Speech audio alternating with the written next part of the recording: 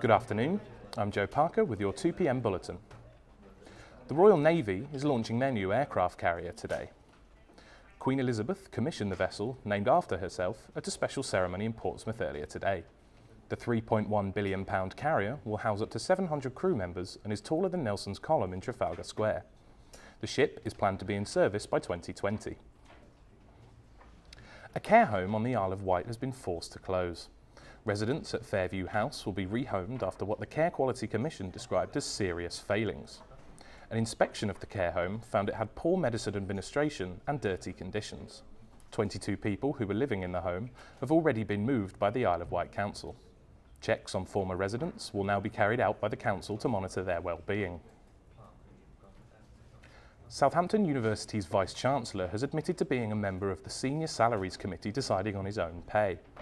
Sir Christopher Snowdon earns £433,000 a year, but insists he was not at the meeting when the committee agreed on his pay package.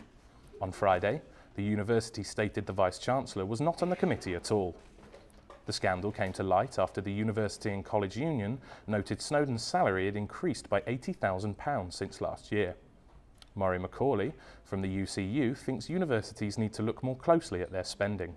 Well, I think that universities need to look at their governance, and part of that is that they need to share the minutes of the meetings that set pay, and we believe that students and staff must be given a seat at the top table to provide some effective scrutiny.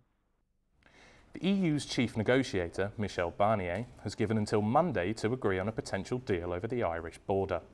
He said that talks will not move on to the next stage if a settlement is not made. Despite the pressure, negotiators say they are optimistic about reaching an agreement. Local radio station Unity 101 has found itself on the tail end of a vermin problem. Rats had crawled and nested underneath their floorboards and then died. The rats decayed over time, causing health concerns, which ended up costing the station £1,000. The station manager of Unity 101 explained how it affected him.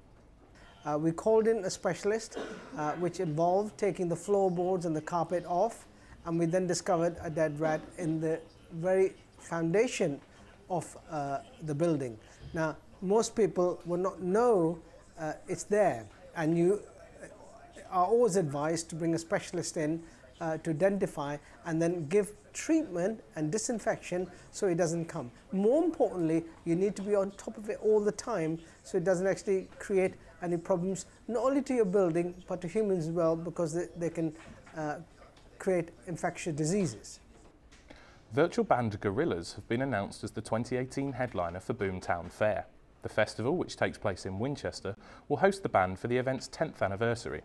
Gorillas will perform in the newly rebuilt Lion's Den Amphitheatre. Doc Martens celebrated the official opening of their Southampton store with a free gig last night. The event was aiming to showcase local talent, with singer-songwriter Sean McGowan and band Signals making up the bill. The new store is one of 6 opening up nationwide. That's all from us for now. You can find all our stories and more online. Head to solentjournalism.co.uk. We're back with another update at 4.